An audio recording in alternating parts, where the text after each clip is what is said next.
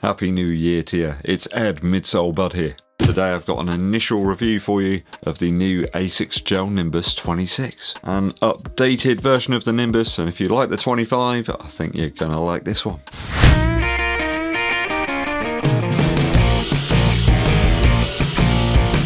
Thanks for joining me on the channel for today's review. If you've yet to do so, people, hit the subscribe button, but also give this video a thumbs up like, it really helps out. Dankeschön. In hand and on foot, the Asics Gel Nimbus 26. This is a shoe that Asics have fired over to me for review, but they're not paying me to make this video, nor will they be vetting my views before my valued viewers get to see them. We got the same midsole stack here as we had in the Asics Gel Nimbus 25. So in my UK size 11, US 12, I've got about 45mm of stack height in the heel and about 36mm up front, making for an 8mm drop. The Asics specs for the sample size are a little bit lower, around about 42mm in the heel. I normally have about 3 to 4mm of extra stack height in the heel from the sample size. The shoe clocks in at 358 grams. So that's about 12.6 ounces if you like that sort of thing. So it's a tiny bit heavier than the Gel Nimbus 25, only by a couple of grams though.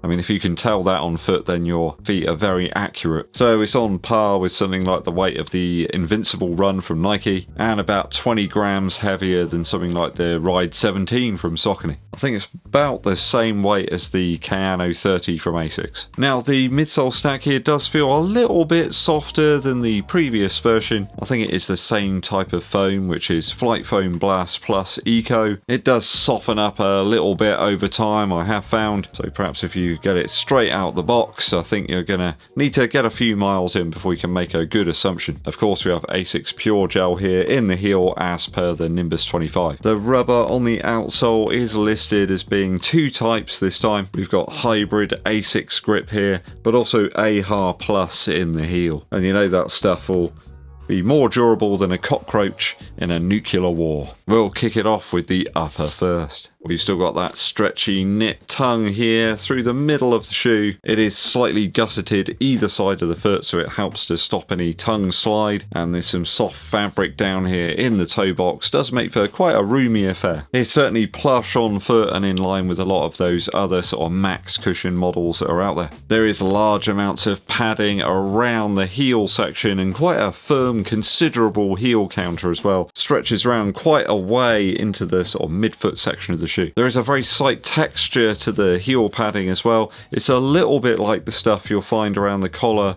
of the Adidas Adios Pro 3. Kind of grips your sock in and stops your heel from kind of falling out of the shoe. Two pull tabs as per the last version of the shoe, one on the tongue and one in the heel. I haven't found that I've needed them at all because I always untie my shoes and then sort of re-tie them when I want to put them on. I think that's kind of what you're supposed to do with it, really. But if you really want pull tabs, they are here. I have to say, I do like the profile of the last two Nimbus models. This one really does look great. I think I like the colourway of this one a little bit more. Slightly more muted, I suppose. All of the padding that we've got here does wonders to eliminate any pressure on the foot. I haven't had any irritation or anything from the laces. You know, there's no additional sort of pressure there. Now, we do have some lace loops here. They've changed the sort of lacing system up a little bit. It's not a massive departure from what we had in the Nimbus 25, but I do find that this does create a slightly better lockdown over the top of the foot, and the midsole and pretty much everything else in the shoe really does benefit from that. It's just a slightly more snug lock around the top of the foot. Sizing wise, I would suggest you go true to size in this one. No need to go a half up or down. I think due to the fact that the shoe is quite firm in the midsole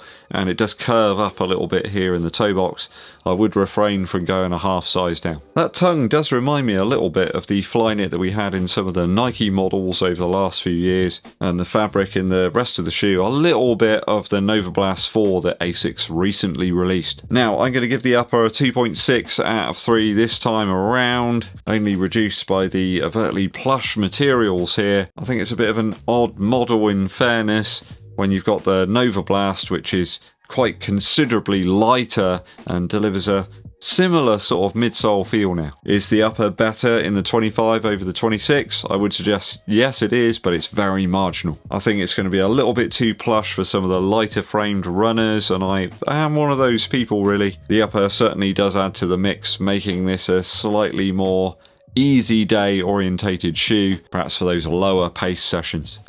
Midsole now. Midsole wise, I do think that Asics are trying to make this shoe a little bit more nimble than the previous version. The profile is adjusted, but we do have more stack here, at least cupping around the heel area of the shoe. It is certainly higher than the previous version, but the stack is exactly the same. It's another one of these models where they're sort of raising that midsole foam up and around the back of the foot to stabilize things. So it's not really helping to create a slightly more cushioned feel or a more stable one really. Didn't really feel unstable in the last version of the Nimbus, so it's again something I'm not really sure that I want. Though I think the sculpting of the foam, certainly around the side walls here and the forefoot of the shoe, does make it a slightly more nimble model than the last one. It's a great midsole if you want to run loads of miles at some easy paces, perhaps do some recovery efforts as well. Or it could be a model where you really want some super impact protection here, perhaps if you're doing some half or full marathon training. Let's remember here, people, that there are a number of runners who simply want cushion. They're not after something that's stupendously light and squashy. They want to get around a course without any injuries whatsoever, and I think the Nimbus 26 will help them do that. The marathon distance perhaps not meaning the same thing to every single runner. Certain people are just trying to complete a course, for example, others looking for time. So I think this one is certainly going to be more of a shoe of the people out there rather than some sort of crazy super shoe that perhaps not everybody's going to run in. So the foam here does feel a little bit different in terms of texture to what we had in the Nova Blast 4. It's a little bit more resilient, a little less squashy than some of the other foams we have at the moment. Now, don't get me wrong, it is very cushioned, but it's not one of those things where you've got lots of sort of return. It doesn't sort of snap back very quickly. Don't expect that sort of Zoom X type experience that you get in the Invincible run, for example. This is a firmer, more resilient type of cushion. The foam as well does seem to be a little bit more weighty than Flight Foam Turbo, which is like the flagship stuff that Asics use. I think if you want the lightness and the sort of effortless kind of feel, you've got to go for the Super Blast. The Rocker-Light action here in the midsole certainly does come from that sort of firmer formula that they've utilised. For me, it's feeling good around about that 8 minutes through to 8 minutes 30 per mile sort of pace. That's like easy to steady pace for me during my current training. So for me, a little bit of a niche midsole feel here. I haven't wanted to run fast in it, that's for sure, but it is very forgiving if you've got some tired legs and you just want to remove a little bit of that impact from your run. So it does slot into the rotation in a very specific place, but for that I'm going to reduce the midsole score somewhat. I'm going to give this a 2.6 out of 3. Limited really by versatility here. Lots of cushion in that midsole, but at the expense of weight.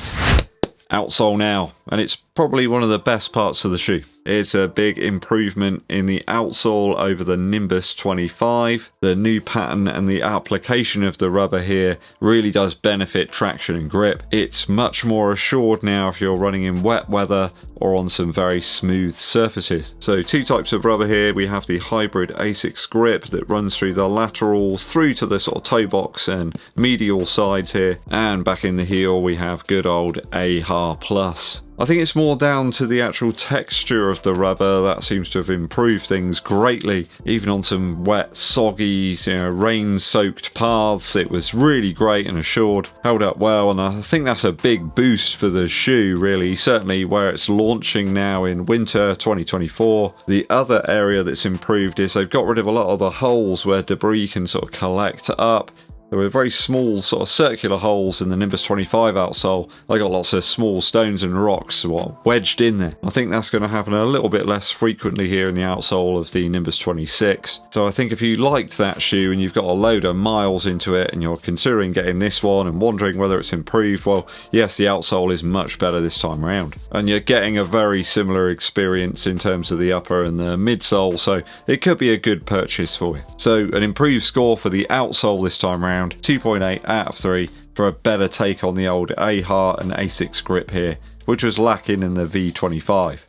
value now. Asics have sent this shoe over to me for review, but I have to be honest, the price is pretty high on this one. I had a quick look, it's 180 Earth credits here in the UK, which is staggering really. I would suggest if you don't own the Nimbus 25, haven't tried it, or perhaps you're short on cash, then that might be a good buy right now. If you're coming into this model fresh though, and you want something that's really maximally cushioned, then I think the Nimbus 26 delivers a lot, and it's certainly going to be durable as well if you're using it for like marathon training or perhaps even racing a marathon. It's just a sort of better take on the design from the Nimbus 25 in terms of the upper and that outsole as well. I think if you're looking like for a workhorse option that's just going to take a pounding, then the shoe is probably ideal. Numerous viewers have asked me about the credentials of this shoe actually, and they're looking at it to do loads of their training in, easy stuff, and even some longer efforts too at slower pace. I'd say it's probably ideal for that.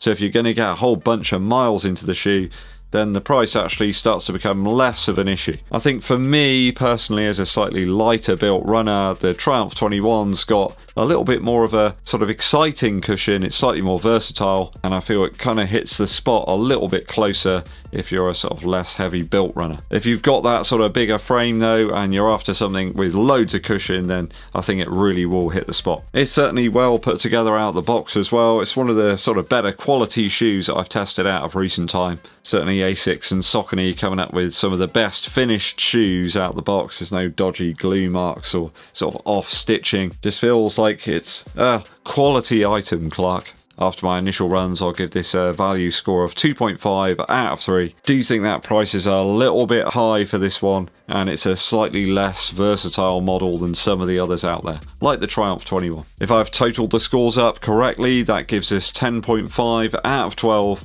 after my initial runs for the Asics Gel Nimbus 26.